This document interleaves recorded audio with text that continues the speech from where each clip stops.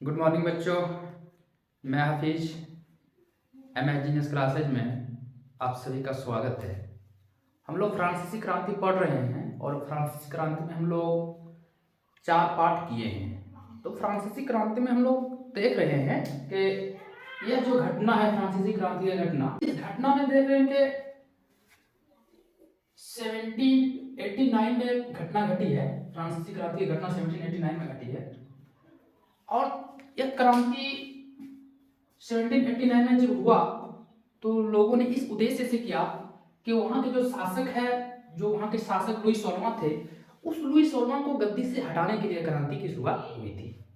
हालांकि लुई 16वां तो जब हट गए वहां से, तो क्या लुई 16वां हटने के बाद क्या फ्रांस की स्थिति जो थी, गरीबों का जो स्थिति था, वहां के मजदूर लोगों का, वहां के दास लोगों का, क्या वो समस्याएं खत्म हो गई थी?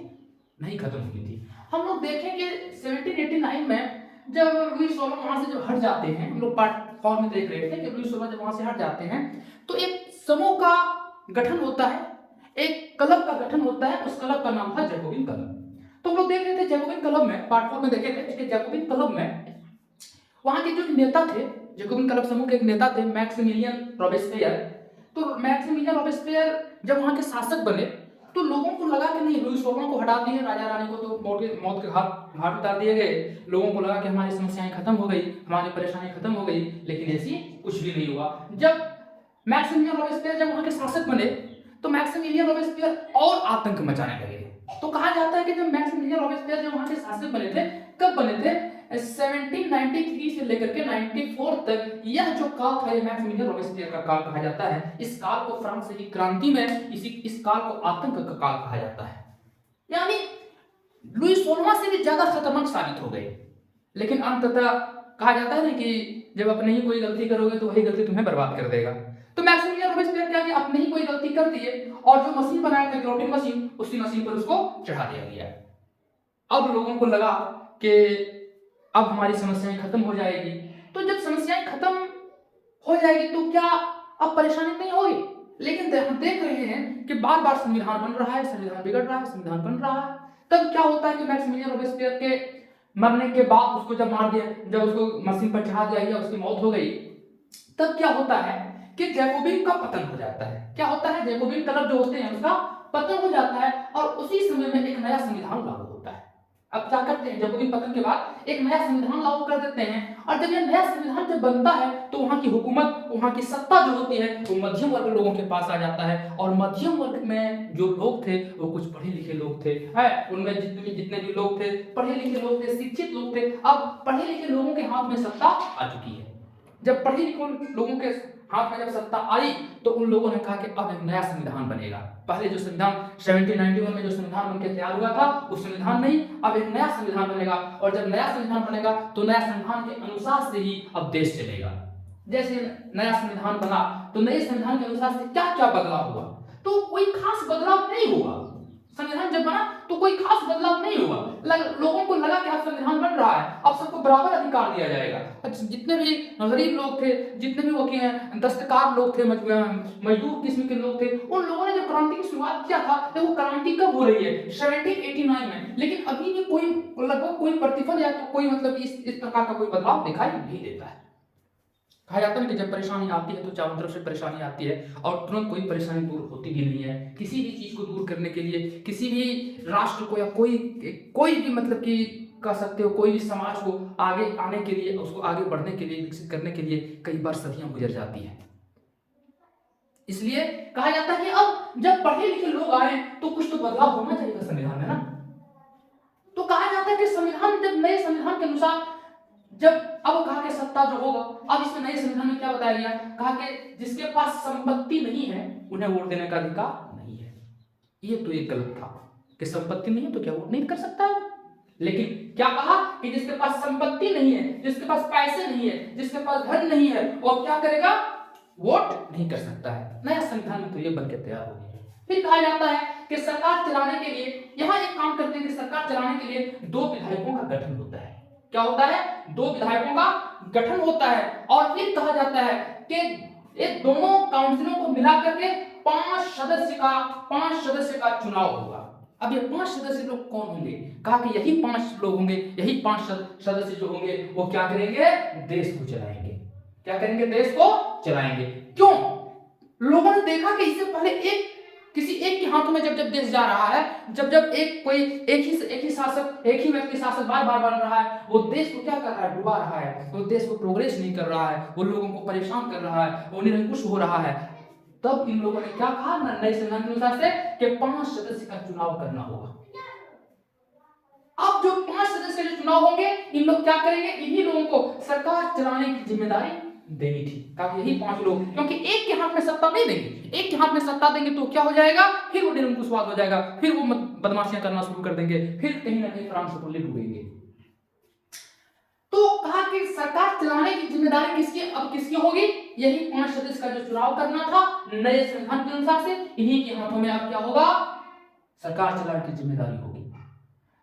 और यह जो 5 लोग बनेंगे, इन काउंसिल के जो 5 लोग बनेंगे, इसको वोट दे करके या किसी नियम के अनुसार से इसको हटाया भी जा सकता है। यह तो बड़ा अच्छा पॉइंट था।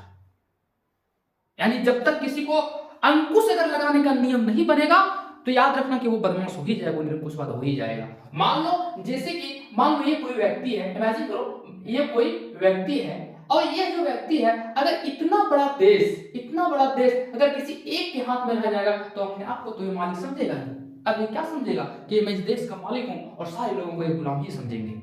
लेकिन जब किसी व्यक्ति पर कोई रास्ता अगर बना देंगे कि नहीं अगर ये बदमाशी करोगे तो इस नियम के अनुसार से तुम्हें हटाया जा सकता है, तब ये क्या करेगा? ये उतनी बदमाशी नहीं कर पाएगा, लोगों को परेशान नहीं कर पाएगा।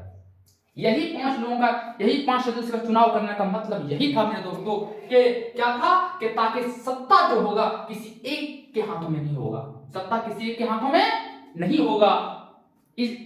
तो देखा कि ये सत्ता किसी एक के हाथों में नहीं होगा, लेकिन ये 5 लोग जो आए ना, 5 सदस्य जो आए, तो इन लोगों में क्या होता था? कभी-कभी राजनीतिक हो जाता था, होता है अक्सर, हर परिवार में होता है, हर समाज में होता है, हर देश में होता है, राज्य में होता है। जहां 5 लोग आपस में हो वहां राजनीतिक ना आए, ऐसा हो ही नहीं सकता।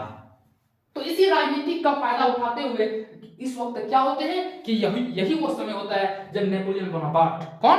Napoleon Bonaparte. याद रखना ये नेपोलियन बोनापार्ट अभी फिर हालात बदलेगा फ्रांस का, आगे बताया जाएगा तुम लोगों को। क्या होता है कि इस नेपोलियन बोनापार्ट नामक मिलिट्री तानाशाह को क्या हो जाता है कि फ्रांस से आने का रास्ता मिल जाता है। ये 5 लोगों को देखता है कि आपस में जो राजनीति करने लगे, ये 5 लोगों को जो चुनाव करना था कि अब जो फ्रांस रहेगा, जो देश रहेगा, वो 5 लोगों के हाथ में रहेगा। तो इन 5 में जब राजनीति आने लगी, सियासत जब आने लगी, तो इसी का मौका का फायदा उठाते हुए नेपोलियन बोनापार्ट एंट्री कर देते हैं। तो क्या नेपोलियन बोनापार्ट आते हैं तो क्या नेपोलियन बोनापार्ट क्या फ्रांस को संभाल लेते हैं? नेपोलियन बोनापार्ट जैसे ही आते हैं तो सबसे पहले जब 1789 से पहले फ्रांस को जब देखोगे तो फ्रांस से क्या दिखाई देता है? फ्रांस से दिखाई देता है राजतंत्र व्यवस्था दिखाई देता है। क्या दिखाई देता है? राजतंत्र व्यवस्था दिखाई देता है। वहां के लोग क्रांति करते हैं, राजा को हटा देते हैं और प्रजातंत्र स्थापित कर देते हैं। बड़ी मेहनत से राजतंत्र को वहां के लोगों ने हटाया था, प्रजातंत्र को भी लगभग खत्म किया गया, लेकिन अंततः अब फिर जब नेपोलियन बोनापार्ट आते हैं और फिर ये क्या करते हैं? लोगों को झांसा दे देते हैं, लोगों को धोखा दे देते हैं। कहता है कि देखो अब मैं आ गया हूं, अब मैं क्या करूंगा? देश को संभालूंगा। कुछ मतलब कि आगे भी बताया जाएगा तुम लोगों को कि इस प्रकार धोखा दे करके ये क्या करते हैं? नेपोलियन बोनापार्ट जैसे एंट्री कर देते हैं फ्रांस के अंदर में और ये फिर से राजतंत्र स्थापित कर देते हैं 1804 में। अंततः क्या होता है कि नेपोलियन बोनापार्ट फ्रांस का शासक बन जाता है। तो देख लो कि फ्रांसीसी क्रांति अपने आप में एक क्रांति, अनूठी क्रांति है। क्यों? क्योंकि यह क्रांति की घटना जब घट रही थी तो उस वक्त लगभग हर जगह राजतंत्र व्यवस्था था। उस वक्त वहां के लोगों ने गणतंत्र की स्थापना करने की शुरुआत कर दी इस क्रांति में। बात को समझ रहे हो? तो चलो इसको नोट कर लो, उसके बाद आगे। तो अब हम लोग आगे देखते हैं। कहा जाता है कि जब क्रांति हुई थी तो क्रांति के बाद जितने भी संविधान बन रहे थे, किसी भी संविधान में महिलाओं को वोट देने का कोई अधिकार प्राप्त नहीं था। तब महिलाओं की स्थिति को सुधारने के लिए क्या क्या किया जाएगा? तो भाई संविधान में उसको जगह दीजिए, वोट देने का अधिकार दीजिए, उसकी स्थिति को सुधारने की प्रयास कीजिए। तब क्या होता है कि महिलाओं की क्रांति हम लोग देखते हैं, एक टॉपिक देखते हैं महिलाओं की क्रांति। कहा जाता है कि क्रांति में महिलाओं को तो वोट देने का कोई अधिकार पहले था ही नहीं, यानी जितने भी संविधान बन रहे थे उसमें कोई अधिकार नहीं था तब, और समाज में उनकी स्थिति में कोई बदलाव नहीं आ रहा था। जबकि क्रांति में महिलाएं भी भागीदारी थी, क्रांति में महिलाएं भी बराबर भूमिका निभा रही थी लगभग। तो कहा जाता है कि लेकिन फिर भी समाज में स्थिति में कोई सुधार या कोई बदलाव नहीं था। तो समाज में पहचान बनाने के लिए महिलाएं क्या करती है, अपने से मतलब कि जितनी भी महिलाएं थी अपनी स्थिति को सुधारने के लिए, समाज में पहचान बनाने के उद्देश्य से उन लोगों ने क्या करते हैं कि क्लब का निर्माण करते हैं, समूह बना लेते हैं और लगभग पूरे फ्रांस में 60 क्लब बना लेते हैं। कितने? 60 समूह बना लेते हैं। उन्हीं में से एक मशहूर क्लब था। क्या था? एक मशहूर क्लब था। ये क्लब बड़ा मशहूर था। तो इस क्लब में जितने भी महिलाएं थी सभी का मांग क्या था? सभी का मांग था कि समान अधिकार मिले, यानी जितना अधिकार पुरुषों को मिले उतना अधिकार महिलाओं को भी मिलनी चाहिए। क्यों? क्योंकि 1791 में जो संविधान बना था उस संविधान में उसे निरस्त किया था। यहां तक कि महिलाओं की स्थिति ऐसी थी कि जो तीसरे स्टेट की जो महिलाएं थी इन लोग फल या सब्जियां बाजार में जाके बेचने पे मजबूर हो जाते थे। यानी एक प्रकार से इन लोगों को कोई अधिकार या कोई सम्मान ऐसा कुछ भी नहीं था। तो क्या होता है कि जब ये क्लब का निर्माण होता है तब इन लोगों की स्थिति में क्या होता है कि सुधार आना शुरू हो जाता है। सबसे पहला काम क्या होता है कि जब धीरे धीरे जब सुधार आने की जब धीरे धीरे सुधरने लगता है तो इनकी स्थिति को सुधारने के लिए धीरे धीरे क्या हो जाता है, कानून बनाए जाते हैं। कई कानून बनते हैं इसकी स्थिति को सुधारने के लिए। यहाँ तक कि स्त्री शिक्षा को अनिवार्य कर दिया गया। देखो कहा जाता है ना कि जब अपनी मांग के लिए जब तुम आवाज उठाओगे तो भले ही एक दो बार तुम्हें परेशानी होगी लेकिन धीरे धीरे वही मांग एक प्रकार से तुम्हें पूरा मिलना शुरू हो जाएगा। कहा जाता है कि जब तक तुम किसी चीज का डिमांड नहीं करोगे और सही चीज के डिमांड में हर कोई तुम्हें साथ देगा। इतिहास इस बात का गवाह है कि जब सही चीज की मांग करोगे तो उसमें हर कोई तुम्हें, पहले हो सकता है कि लोग नहीं समझ पाएंगे लेकिन जैसे समझने लगेंगे फिर हर कोई तुम्हारे साथ आके खड़ा हो जाएगा। इसी प्रकार देखो महिलाएं क्या होता है कि धीरे धीरे स्थिति सुधारने के लिए क्या हो जाता है कि कानून बनने लगते हैं और ऐसे कानून बनते हैं कि स्त्री शिक्षा अनिवार्य कर दिया जाता है। आप देख सकते हो कि यह जो घटना है एक प्रकार से जो घटना घट रही है आज से कितने दिन पहले घटना घट रही है। यानी फ्रांसीसी क्रांति में जो महिलाएं भी थी तो उनमें सोच सकते हैं क्या महिलाएं पढ़ी लिखी थी, पढ़ी लिखी महिलाएं क्रांति कर रही थी तो उसमें सोच सकते हो कि कोई नहीं रही होगी। यहाँ तक तो लगभग अनुमान लगा सकते हैं क्योंकि क्रांति के बाद जब महिलाएं जब अपने मांग के लिए आवाज उठाते हैं तब क्या होता है कि धीरे धीरे कानून जब बनता है तो स्त्री शिक्षा अनिवार्य कर दिया जाता है। और सबसे इंपॉर्टेंट काम और एक होता है, उस वक्त लड़कियों के मर्जी के बगैर बाल विवाह कर लो या उसके मर्जी के खिलाफ जैसा मन उसके घर वालों को होता था वैसे शादी कर देते थे। लेकिन नहीं, उस पर भी कानून बना कि मर्जी के बगैर शादी पर प्रतिबंध लगा दिया। कहा कि नहीं अगर शादी होगा तो लड़की से पूछना भी पड़ेगा। और फिर सबसे इंपॉर्टेंट काम होता है 1946 में, अंततः 1946 में फ्रांस में भी महिलाओं को वोट देने का अधिकार प्राप्त हो जाता है। अब यहाँ सोच के देखो कि क्रांति की शुरुआत कब हुई थी 1789 में और वोट देने का अधिकार कब प्राप्त हो रहा है 1946 में। कब हो रहा है 1946 में। यानी देख सकते हो कि 200 साल पहले आवाज उठाई गई थी और अंततः 200 साल बाद उसको वोट देने का अधिकार प्राप्त हो रहा है। तो ठीक है, यहाँ पे स्क्रीनशॉट कर लो। इसके बाद और एक छोटा सा टॉपिक है। तो अब हम लोग एक नया टॉपिक यहाँ से देखते हैं। फ्रांसीसी क्रांति में यह टॉपिक है दास प्रथा का उन्मूलन। यानी दास प्रथा अब खत्म, यानी दास प्रथा को अब खत्म कर दिया जाएगा, दास प्रथा बंद कर दिया जाएगा। तो क्या होते थे कि अफ्रीका से कुछ लोगों को जो लोग उन लोगों को मतलब एक प्रकार से मानव नहीं समझते थे, ऐसा ट्रीट करते थे, जानवर जैसा ट्रीट करते थे। यानी क्या करते थे, पकड़ लेते थे और जंजीरों में जकड़ करके, किसमें जंजीरों में जकड़ करके कहाँ ले आते थे, कैरिबियन द्वीप में ले आते थे। यानी पकड़ा और जंजीर में जकड़ दिया और कहाँ ले आते थे, कैरिबियन द्वीप में ले आते थे। इन लोगों से क्या करते थे, बिल्कुल जानवरों की तरह ट्रीट करते थे, जानवरों की तरह सलूक करते थे। यानी इन लोगों से दिन भर लगातार काम करवाते रहते थे, गन्ने में कॉफी और नील की ये सब में खेती करवाते थे। और इन लोगों को खाना पीना उस तरह नहीं मिलता था, उन लोगों को इस तरह खाना पीना नहीं देता था, बिल्कुल जानवरों की तरह खाना पीना देता था। यानी 3 टाइम में कभी 2 टाइम मिला, कभी 1 टाइम मिला, यानी जानवरों की तरह बिल्कुल ट्रीट करते थे। तो कहा जाता है कि जब यही फ्रांस में जैकोबिन के हाथों में जब सत्ता आ गई, जब इन लोगों के हाथों में हुकूमत आ गई तो सबसे पहले यही दास प्रथा था, इस दास प्रथा पर प्रतिबंध लगा दिया गया।